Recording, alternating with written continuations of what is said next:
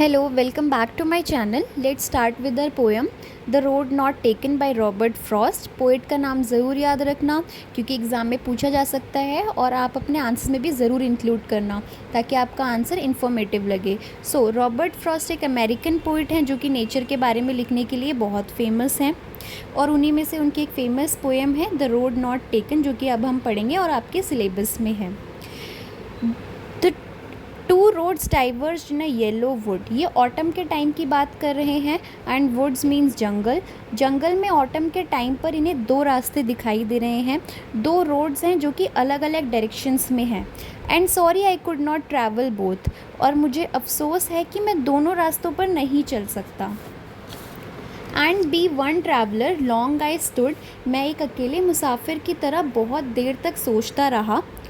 And look down one as far as I could, मैं एक रास्ते को जितनी दूर तक देख सकता था उतनी दूर तक मैंने उन रास्तों को देखा।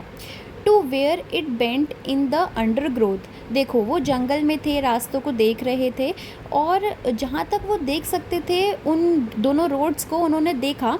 लेकिन फिर उसके बाद जो दोनों रोड्स थे ना वो पेड़ पौधों के बीच में छुप गए थे, क्योंकि वो जंगल में खड़े थे तो जंगल में बहुत सारे ट्रीज़ थे, बहुत सारे प्लांट्स थे और उन्हीं ट्रीज़ एंड प्लांट्स से जो दोनों रास्ते थे वो छुप गए थे कहीं पे, मतलब कि छुप गए थे, उन्हें नहीं अच्छे से क्लियरली नहीं दिखाई दे रहा था। यहाँ पे पोइट का ना इन दोनों लाइन से पोइट का ये मतलब है वो फ्यूचर के डिसीजंस को दिखाना चाह रहे हैं कि जब हम कोई भी डिसीजन लेते हैं अपने फ्यूचर के लिए तो हम उसे पूरा प्रॉपरली नहीं देख सकते कि वो आगे जाके राइट ही साबित होगा या फिर रॉन्ग होगा। Then took the other as just as fair, फिर मैंने दूसरा रास्ता चुना जो कि उतना ही अच्छा लग रहा था। And having perhaps the better claim because it was grassy and wanted wear, शायद ये रास्ता बेहतर था क्योंकि ये कम चला गया था और ज़्यादा फ्रेश लग रहा था। देखो जो दोनों रोड्स थी, दोनों रोड्स में से जो पोइट था उन्होंने second road and having perhaps the better claim because it was grassy and wanted wear, शायद ये रास्ता बेहतर था क्योंकि ये कम चला गया था और ज़्यादा फ्रेश लग रहा था। अब पोइट ने जो सेकंड वाली रोड को चूज़ किया था वो इसलिए किया क्योंकि उन्हें ऐसा लगा कि जो सेकंड वाली रोड है उस पर काफ़ी कम लोगों ने चूज़ किया है, तो वो उनको अपने लिए बेटर ऑप्शन लगा कि वो सेकंड रोड पे वॉक करें। Though as for the passing there had worn them really about the same, पर सच कहूँ तो दोनों रास्ते लगभग एक ही जैसे थे, दोनों पर बराबर लोग ही चले थे। अब जब वो सेकंड रोड पे वॉक करने लगे तो उन्हें ये रियलाइज़ हुआ कि जो दोनों रास्ते हैं ना वो एक ही जैसे हैं, सेम ही हैं और दोनों पे लगभग बराबर लोग ही चले हुए हैं। And both that morning equally ले, और उस सुबह दोनों रास्ते एक ही जैसे थे, एक जैसे पत्तों से ढके हुए थे। In leaves no step had trodden back, किसी ने भी उस दिन तक उन पर कदम नहीं रखा था। ये जो लाइन्स है इनसे पोइट का ये मतलब है कि जब भी हम कुछ नया ट्राई करते हैं तो हमें एक अच्छी फील आती है कि जब हम कुछ नया ट्राई करते हैं तो हम बहुत ज़्यादा एक्साइटेड भी रहते हैं और हम बहुत ज़्यादा एंग्शियस भी रहते हैं। Oh I kept the first for another day, मैंने सोचा पहला रास्ता फिर कभी चल लूँगा।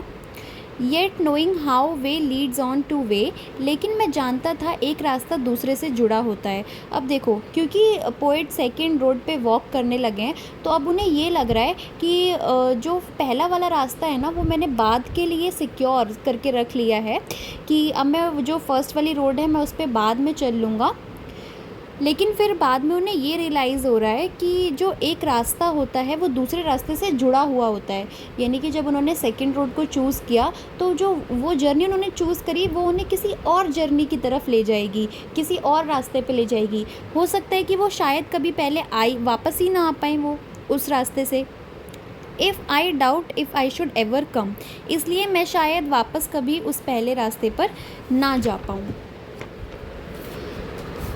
आई shall be telling this with a sigh somewhere ages and ages hence, मतलब कि मैं एक दिन ये कहानी थोड़े से अफसोस के साथ बताऊंगा बहुत सालों बाद।